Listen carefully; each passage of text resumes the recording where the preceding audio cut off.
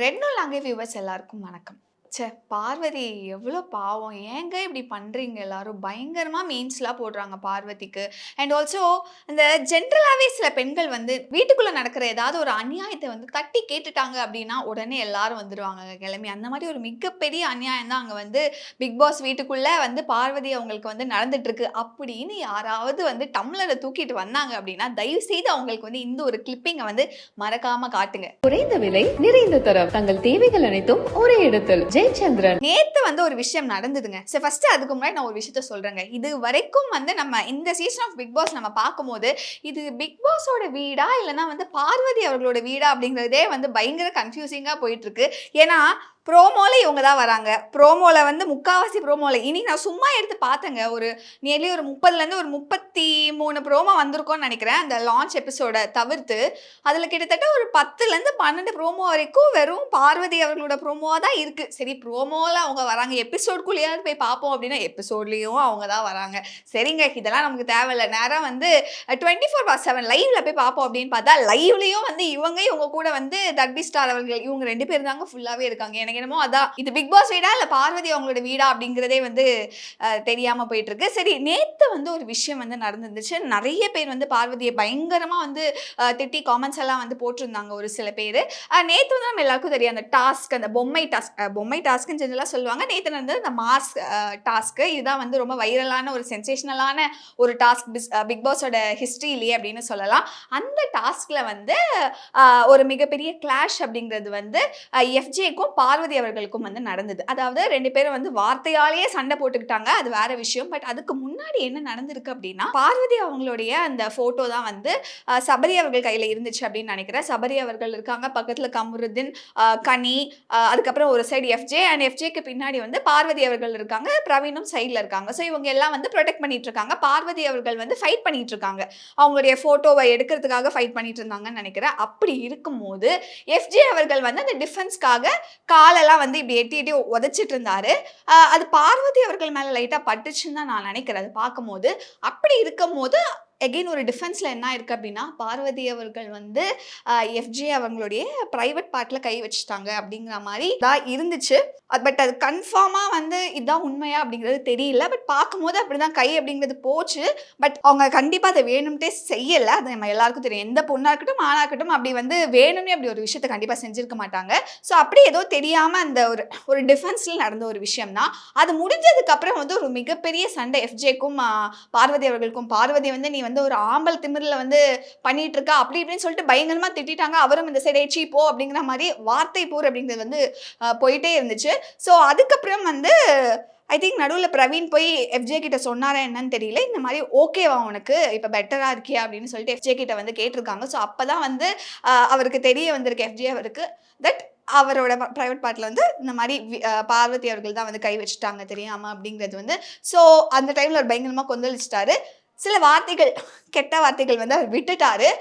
அதுவுமே ஒரு heat of the மொமெண்ட்ல பார்வதியும் என்ன பண்றாங்க அப்படின்னா, மறுபடியும் ஏதோ ஒரு கெட்ட வார்த்தை விட்டுறாங்கன்னு நினைக்கிறேன். அந்த இடம் வந்து டோட்டலா மியூட் பண்ணிட்டாங்க. அதனால என்ன பேசினாங்க அப்படிங்கிறது தெரியல. இது ஒரு மிகப்பெரிய சண்டை ஆயிடுச்சு. நீ என்ன வந்து ஒரு ஆம்பளை திமிரில் பேசுறியா அப்படின்னு சொல்லிட்டு இவங்களும் வார்த்தையை விட்டுட்டாங்க. பட் இது வந்து தப்பு தான். பார்வதி அவர்கள் பண்ணது வந்து தப்பான ஒரு விஷயம் தான். பட் அதை அவங்க இன்டென்ஷனலா பண்ணல. கண்டிப்பா யாரும் இன்டென்ஷனலா வந்து அந்த விஷயத்த பண்ணியிருக்க மாட்டாங்க. பட் இது முடிச்சதுக்கு அப்புறம் இப்படி ஒருவங்க பண்ணிட்டாங்க அப்படின்னா போய் தெரியாம சாரி, தெரியாம நடந்துச்சு அப்படின்னு சொல்லியிருக்கலாம்.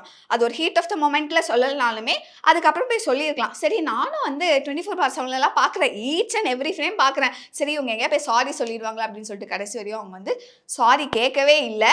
ஒரு பெண்ணுக்கு இந்த மாதிரி ஒரு விஷயம் நடந்தது அப்படின்னா அது கண்டிப்பாக இன்னும் ஒரு மிகப்பெரிய பிரச்சனையோ உள்ள வந்து மாறி இருக்கலாம். பட் தெரியல, மேபி அவருக்கு அப்படிங்கிறதுனால இது கொஞ்சம் அப்படியே விட்டுட்டாங்களா இல்லை இவங்க அதை பெருசாக எடுத்துக்கலையா அப்படிங்கிறது வந்து தெரியல.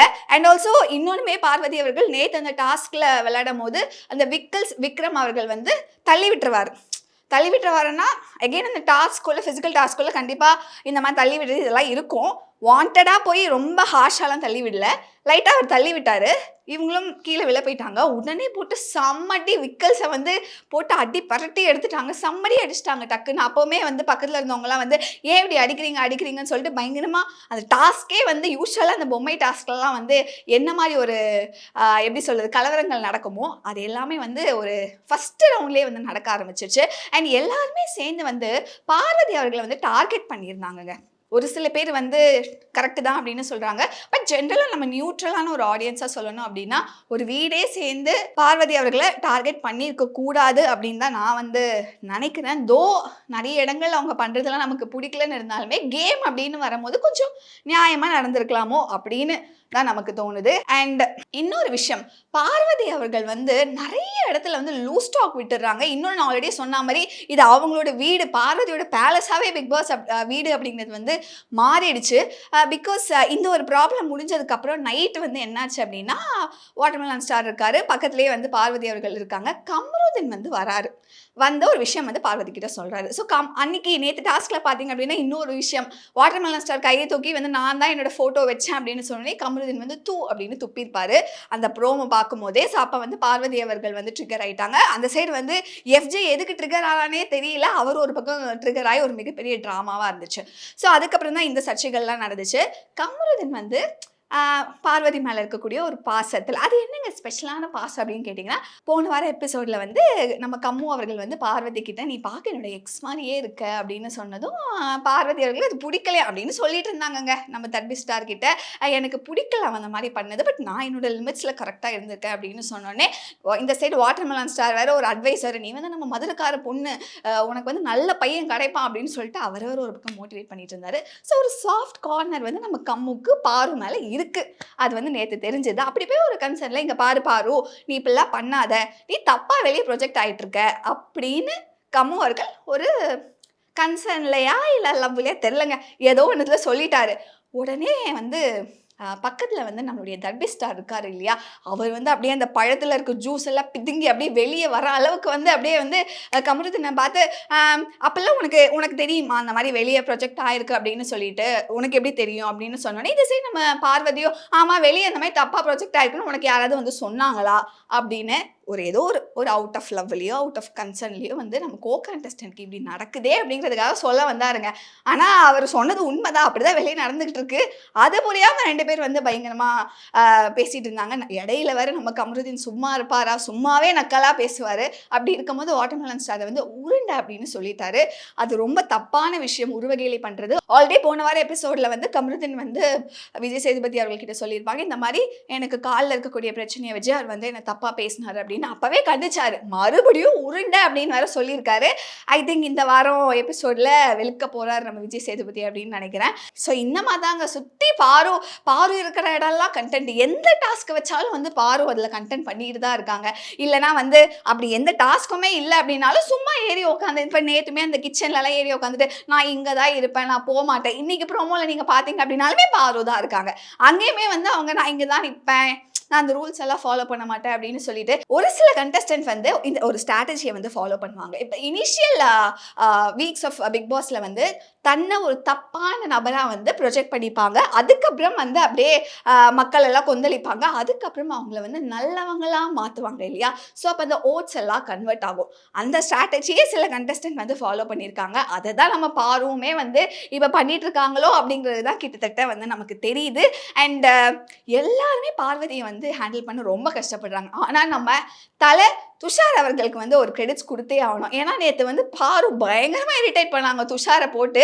பட் இருந்தாலும் துஷார் அவர்கள் ரொம்ப வந்து சிரிச்சுக்கிட்டே பயங்கர ஹாப்பியாக வந்து பாருவை வந்து ஹேண்டில் பண்ணிட்டாங்க. பாரு வேறு எழுந்து பரதநாட்டியம்லாம் வந்து பரதநாட்டியம்னா அதை வேறு சொல்லக்கூடாது, டான்ஸஸ் எல்லாம் கொந்தளிச்சிருவாங்க. ஏதோ ஒரு டான்ஸ் வந்து ஆடுறாங்க துஷாரை வந்து கடுப்பாக்கிறதுக்கு. அவரெல்லாம் கடுப்பாகலைங்க. பட் அந்த இடத்தையுமே பாரு ஒரு வார்த்தை விட்டுட்டாங்க, உன்னோட குவாலிஃபிகேஷன் என்ன, நீ 5th ஸ்டாண்டர்ட் படிச்சிருக்கியா 9th ஸ்டாண்டர்ட் படிச்சிருக்கியா அப்படின்னு சொன்னதெல்லாம் ரொம்ப தவறான ஒரு விஷயம். தெரியல, மேபி அதையும் நம்ம விஜய் சேதுபதி அவர்கள் வந்து தட்டி கேட்பாரு அப்படிங்கிறது தெரியல.